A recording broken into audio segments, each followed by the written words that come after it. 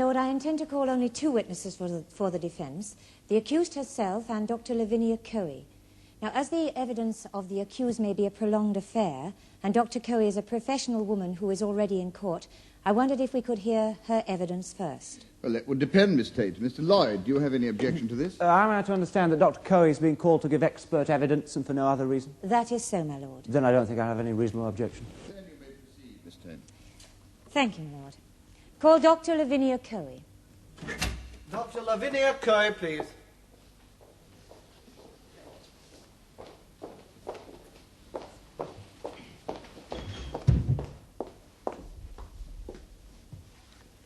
What is your religion? I'm Jewish. Place your right hand on the testament and read aloud the words on this card. I swear by Almighty God that the evidence I shall give shall be the truth, the whole truth, and nothing but the truth. You are Lavinia Coe, MB, and you live at 114 Bright Street, Fulchester. Yes. And you're the holder of a diploma of clinical psychology, and at present you're working in the psychiatric department of the Fulchester South Hospital. That is correct. Dr. Coe, would it be true to say that persons with psychological disorders can be walking about and doing things and yet be unaware of what they're doing, almost like sleepwalkers? Yes, that is quite true. Is this state known as automatism? Yes, it is. Now, Dr. Coe, are you acquainted with the accused in this case, Mrs. Fiona Gray? I am. Mrs. Gray came to see me in September last on the recommendation of her GP. She was in a highly distraught condition. Her doctor was very worried about her. Did you see Mrs. Gray on this one occasion in September, or were there other encounters? I saw Mrs. Gray 3 times in all, the last session being in mid-October. I would have liked to have continued to treat her, but Mrs. Gray chose otherwise. Chose otherwise? Well, yes, unfortunately, or perhaps fortunately, who can say?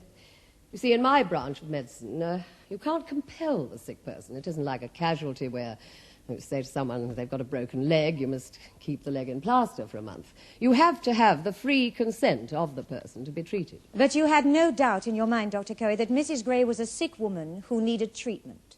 I felt she needed help. There's a distinction? Oh, yes, yes, indeed. You see, Mrs. Gray first came to see me 3 months after the burning down of her house. She was not in a state of crisis then, but she was extremely reticent. In fact, all that emerged was that she was deeply upset and distraught, and it was really difficult to make a totally satisfactory diagnosis. Now, in saying that Mrs. Gray was reticent, do you mean that she refused to speak to you about certain things, Dr. Well, Coe? yes, there were blocks. For instance, towards the end of the first session, I asked her the usual questions about her background, childhood, and so on. Well, she evaded these, and I got the impression that she was annoyed with me. Then when she arrived for the next appointment, she had a very determined expression on her face. She said she had something to tell me. She said that she'd made up her mind that she did not want to discuss her childhood at all. It had been a happy and luminous time for her, and she didn't want it spoiled by my questions. She was quite blunt, uncompromising. How did you react to that, Dr. Coe? Well, I was surprised at first, but then I realized that she needed to believe that. You see, Mrs. Gray had been all her life a person who had depended on others for her emotional security. Depended excessively, I mean. For instance, her demands on her husband were extraordinary, apparently. But all that meant was that she needed his strength so much that she had to make him go on proving that he possessed it. I see. And would you call that a normal human condition, Dr. Coe, or a neurotic one? Oh, it's neurotic, of course, but on the other hand, it doesn't automatically mean it's disabling. I mean, lots of people lead lives of critical emotional dependence and don't fail to be useful human beings for all that, particularly women. Women, Dr. Coe? Oh, yes. Well, down the centuries, women have been kept in a subservient position. And, of course, this tends to make them more emotionally dependent than men. Their husbands and fathers prefer it that way, I'm afraid, even in our enlightened age. And would you say that something of this syndrome existed in Mrs. Gray? Oh, unquestionably. You see, her education, for instance, hadn't been at all adequate to her intellect. Well, there'd been the early marriage, effectively transferring her directly from her father's care to her husband's, and then pregnancy, restrictive domestic ties almost at once. Now, in April of last year, Mrs. Gray took a lover, the tutor of the art group that she attended. Did she tell you anything of this? Yes. Yes, it interested me very much because, well, from what I could discover about her, it was an utterly uncharacteristic action. Uncharacteristic action? It didn't seem to fit in at all with Mrs. Gray's scale of values. She obviously felt a great deal of remorse about it.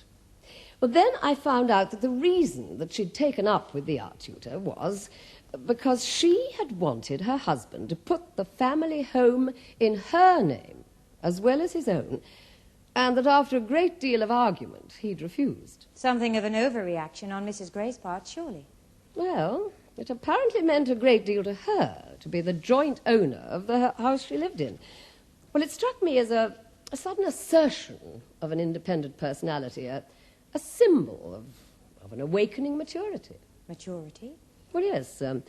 Women forced all their lives to be emotionally dependent, as Mrs. Gray seems to have been, well, they are condemned to a sort of prolonged childhood. Although they become grown women, they really remain little girls, with the husband taking over the responsibility from where the father left off. Well, that's quite all right as long as they actually don't start to grow up. But if the maturing process begins, well, there can be fireworks. Miss Tate, this is all very interesting, but when shall we come to the point? I won't be long, my lord. Very well. What do you mean by fireworks exactly, Dr. Coe? What happens? Well, obviously that varies with individual cases, but, see, when there's a waking up to the fact that the personality is in chains, only half free, so to speak, well, there can be vast upsets. These can take the outward form of complaints and accusations. Against the husband? Well, yes, and then the tension becomes unbearable, and then there has to be a positive, resolving action. Now, are you saying, Dr. Coe, that Mrs. Gray entered into her affair with Gilbert Brinsley as what might be described as an assertion of her growing maturity? No. Well, nothing's quite as simple as that, but... Now, what I am saying is that after the rejection by her husband over the matter of the house, she needed desperately to do something to convince herself that she was a person in her own right and not merely his shadow. Now, to come to the burning of the house, Dr. Coe, you've told us that psychological disorders can affect a person's consciousness. Now, could Mrs. Gray have been in a clouded and unclear state of mind when she burned down the house? Oh, yes, almost necessarily, I should have said. In an even worse condition, in trauma. Like a sleepwalker? Yes. Thank you, Dr. Coe. Lloyd? Dr. Coe, did you ask Mrs. Gray why she set fire to the house? Oh, yes, of course. She said she hadn't any idea at all. Did you believe that statement? Well, I had no reason not to. It certainly seemed a very odd thing for her to have done. Why odd? Well, it didn't measure up or equate with the stress, as we say in clinical terms. See, on the morning of the burning, being very much ashamed, Mrs. Gray had told her husband of her affair with Gilbert Brinsley. She had hoped for forgiveness, but instead she received harshness. Her husband said he would have to seek a divorce. Well, that meant, you see, that perhaps childlike she would have to seek a revenge. But to burn down the house, no. No, that's altogether too extreme. Dr. Coe, by your own admission, it was 3 months after she committed her act of arson, my after lord, she I object. burnt down the house, that you first met Mrs. Gray, wasn't it? Yes. Then you can't possibly know the state of her mind on the night of June the 28th, can you? Well, I can reason it out with a fair degree of probability from what she told me. After all, that's part of my job. Yes, but we do have evidence before the court that suggests quite clearly she was not in a sleepwalking state on that night, but that she recognised people and answered their questions. Her neighbours she even addressed by name. They're not my children, Bobby, they're his. Mr. Lloyd, there is the simple fact of the children being in the house. Well, surely you realise that no mother could consciously burn down the house in which her children were sleeping. It's ridiculous. Why is it? It may be even more calculated than we've yet allowed. Perhaps she reasoned that a sheet of flame in this populated area would quickly bring people and her children would be rescued. Her main concern was to perpetrate a gross and irresponsible act of revenge on her husband, what used at one time to be called a vicious deed. Yes, well, perhaps, but I don't happen to accept those glib 19th century categories. Any more than this court necessarily accepts your glib, up-to-date categories, Doctor. If you really don't think that people are capable of being malicious, wicked and evil, then your experience is very different from that of men of the law.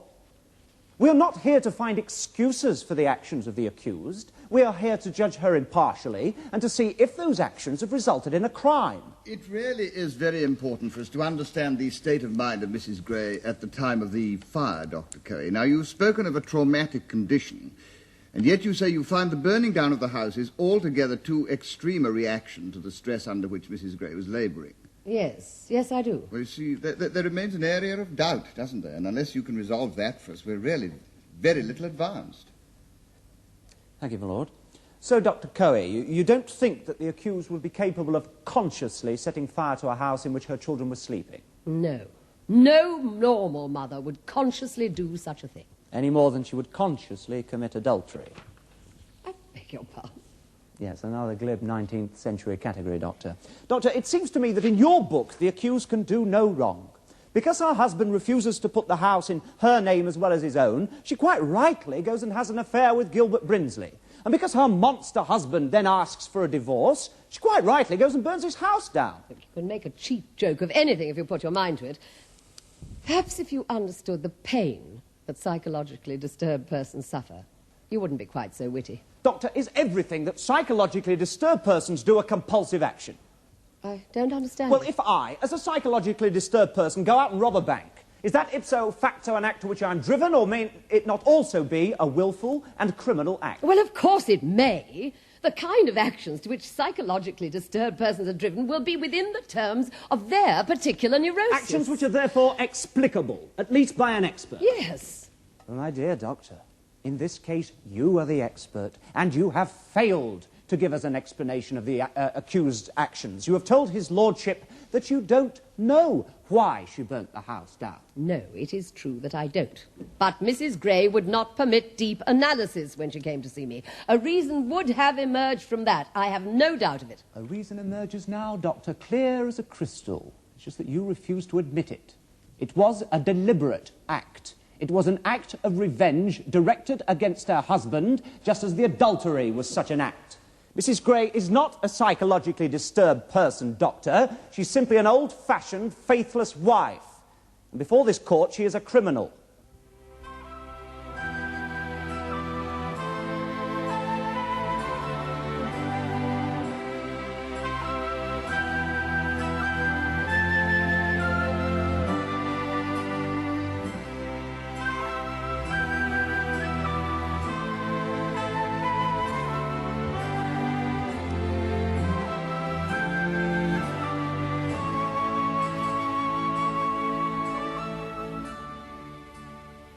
The case of the Queen against Gray will be resumed tomorrow in the Crown Court.